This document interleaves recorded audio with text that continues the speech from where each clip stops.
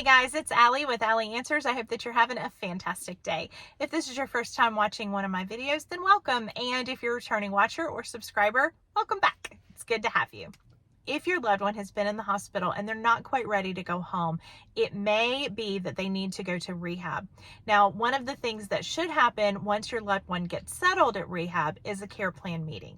A care plan meeting is something that you will be invited to, and if you can go in person, I do highly recommend that. A lot of times you can be added in via phone or via Zoom. So what should you expect of a care plan meeting, and what do you need to do to be prepared? When your loved one is admitted to a nursing home rehab, the very first thing you want to do is ask, when is that care plan meeting going to be? Because you need to adjust your schedule, of course, so that you can participate if at all possible. The idea of a care plan meeting is to get the different departments together and talk about the goals that your loved one has. So first up on the rotation is usually going to be physical therapy or speech therapy or occupational therapy to discuss the goals that they have for your loved one to meet so that they can then be discharged back home. Sometimes this is going to be just as simple as getting someone's strength back or their ability to transfer maybe from a chair to a walker, or even getting in and out of the bed safely. Maybe they've had an issue with a hip, for example,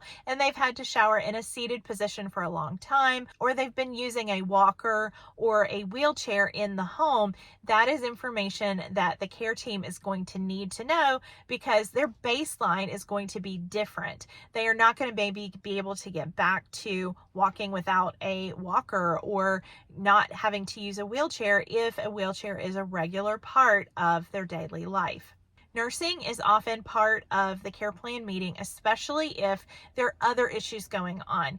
If, for example, diabetes is uncontrolled, or if there's a wound that needs care, then that is going to be a part of the meeting to decide what are the goals we're going to have so that we can do a safe discharge home. There usually will be a social worker involved as well, and the social worker's goal is going to be a safe discharge home and what's going to be needed. In the case that your loved one already has certain things at home, maybe they already are living with a hospital bed in the home, or they already have a walker or other types of modifications or equipment in the home, it's going to be important for you to share that information with the social worker. But any kinds of needs are going to be addressed. So if you need durable medical equipment like a bedside commode or a walker or a cane, those kinds of things will be addressed usually in that meeting, and the social worker will be able to go ahead and start getting those things set up, because from the very first minute your loved one hits that doorway, they are planning for an appropriate discharge. Okay, so let's say that everybody else has their little thing that they're doing and they do it. That's great. What about you? What is your part in this?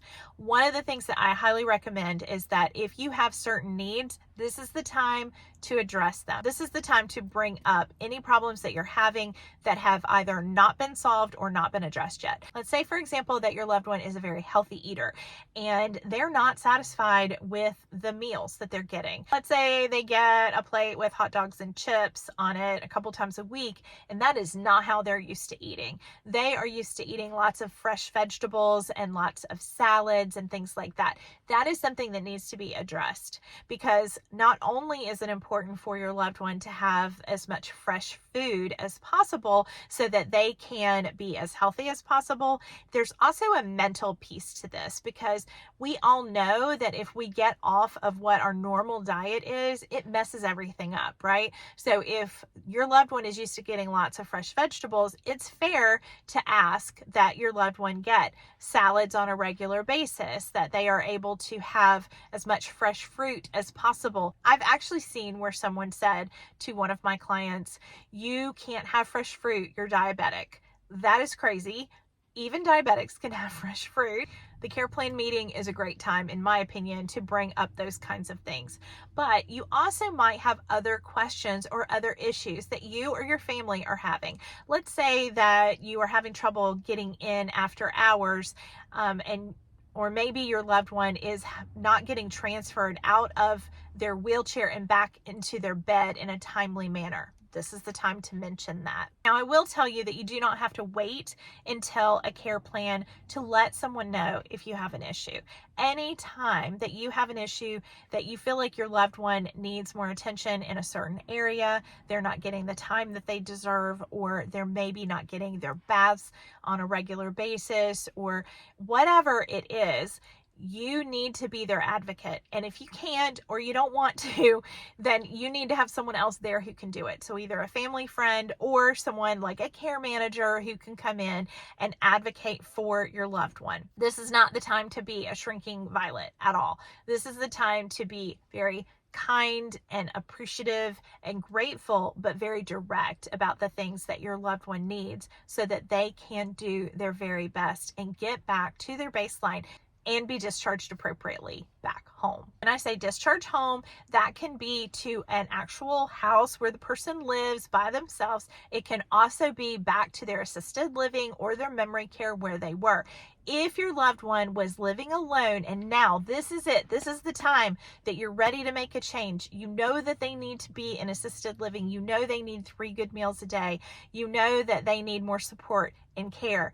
If this is the time to find another place for them to live, you also need to mention it to the team.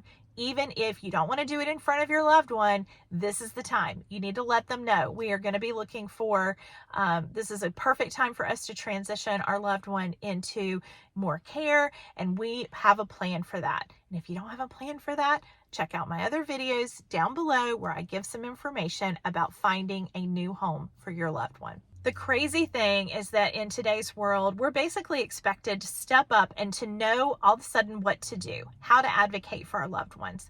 If this is something that you're having a hard time with, I have more videos on the subject, and it might be time to consider a care manager to support you and your family and their needs. I appreciate you watching today. It was great talking to you, and I will see you next time. Bye-bye.